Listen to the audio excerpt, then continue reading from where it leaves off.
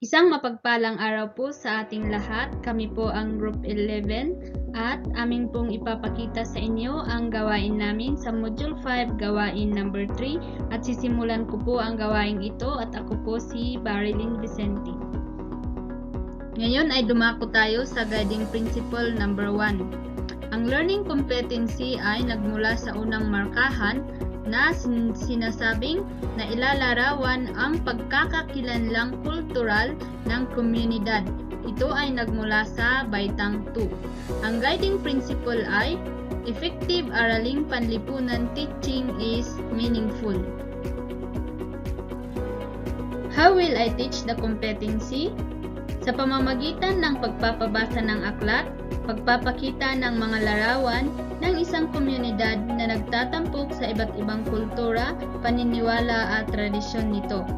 Maaari ring ipanood sa mga bata ang isang dokumentaryo na tumutukoy sa mga kahalagahan ng paniniwala, kultura at tradisyon upang mas lalo nila itong maintindihan.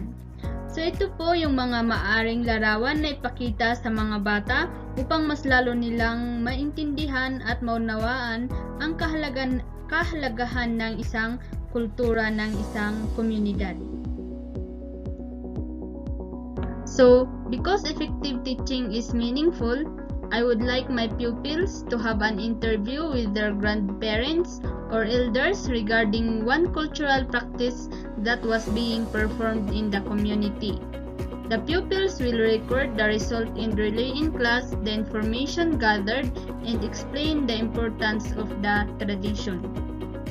Ngayon naman ay dadako tayo sa guiding principle number 2. Ang learning competency ay nagmula sa unang markahan na ipaliliwanag ang pananagutan ng bawat isa sa pangangalaga sa likas na yaman at pagpapanatili ng kalinisan ng sariling komunidad.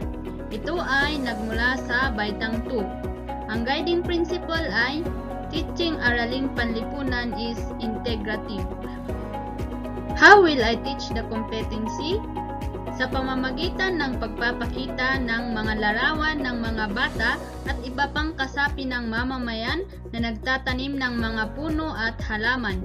Larawang nagpapakita na ang mga miyembro ng komunidad ay nagwawalis at nagpupulot ng basura sa mga kalye at bakuran.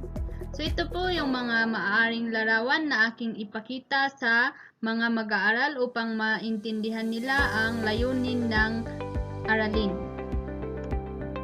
Because teaching is integrative, for their performance in showing how to be responsible in caring nature, I will let them showcase their talents.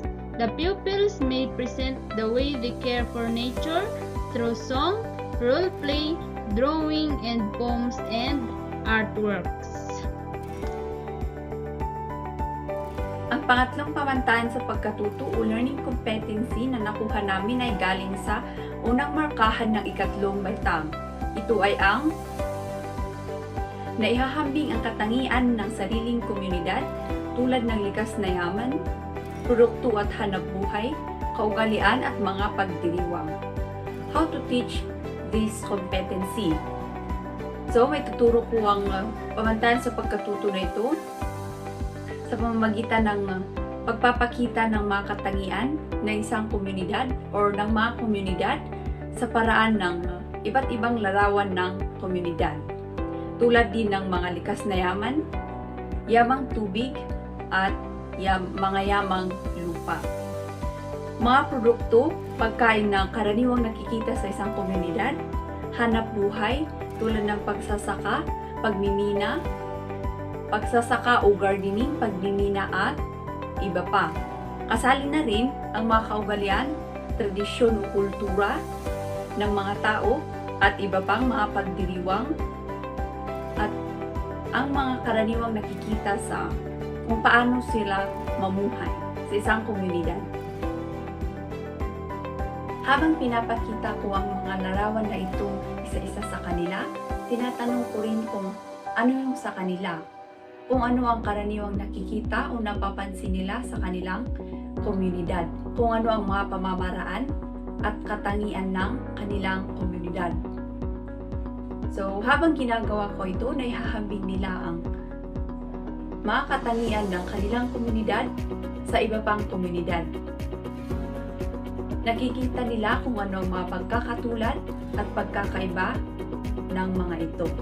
The third guiding principle is effective teaching in Araling Panlipunan is value-based. So, because effective teaching in Araling Panlipunan is value-based, the activity that I will be giving is a group activity. I will ask them to draw in color one characteristics of each community, of each member. So, the characteristics of a community that I'm pertaining is yung mga katangian ng isang community na nabanggit ko kanina, tulad ng mga likas na yaman, kung ano ang kanilang mga produkto, tradisyon, kultura o kaugalian, mga hanap buhay, and all members will draw, and they should not draw their own community characteristics. It should be drawn from the other members of the group.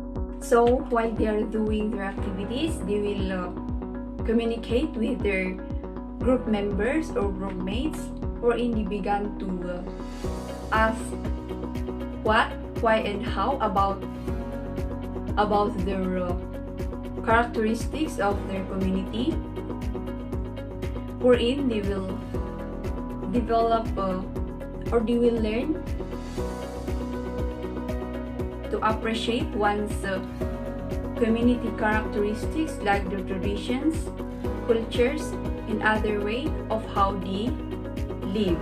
There will be a cultural sensitivity to develop their respect, fair-mindedness, and it will easy for them to appreciate one's characteristics, the differences and similarities of characteristics of their community.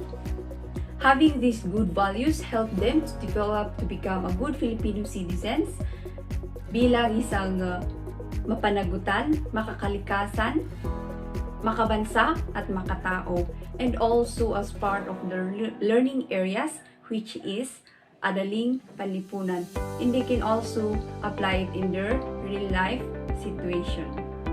Another competency is galing sa ika-4 na markahan ng unang baitang. Ito ay ang nakakagawa ng payak na mapa ng loob at labas ng tahanan. How to teach this competency? So, may tuturo po ang pamantan sa pagkatuto nito sa pamamagitan ng pagpapakita ng halimbawa ng isang larawan, ng isang mapa sa loob at labas ng tahanan. So, sa loob ng bahay, makikita kung saan ang lutuan, kainan, tulugan, hugasan, at iba pa. Sa labas naman ng bahay, makikita kung saan patungo ang mga daan, kung ano ang mga gusaling na malapit sa kanilang bahay, tulad ng mga paaralan, ospital, pamilihan, at iba pa. The fourth guiding principle is effective in teaching Araling Panlipunan is active. Because effective in teaching Araling Panlipunan is active, I will give them an individual activity. I will require them to draw a map inside and outside of their house, wherein they will draw their own house map. Ngayon naman ay dadako tayo sa ika-5 guiding principle. Ang learning competency ay nagmula sa ika-2 markahan na nagsasabing natatalakay ang mga pagbabago at nagpapatuloy sa sariling lalawigan at kinabibilangang rehiyon.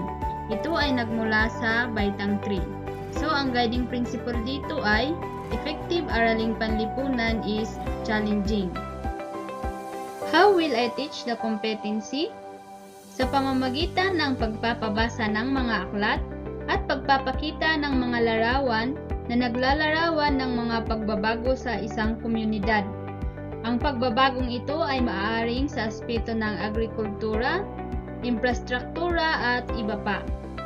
Halimbawa ng pagbabago ay larawan ng mga kagamitan noon gaya ng araro na ginagamit sa pagbungkal ng lupa at sa kasalukuyan ay napalitan ito ng traktor.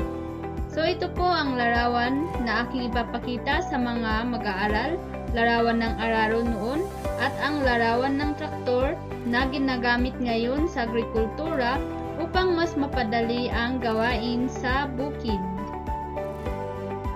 Because effective teaching is challenging, in teaching the competency, I should start the lesson beginning from the changes that occurs in their own district. For example, the changes that occurs in the district of Kibungan. Moving on, in the Benguet province and in the entire region. For authentic project, I would require them to make the tools that was being used by their elders in the agriculture.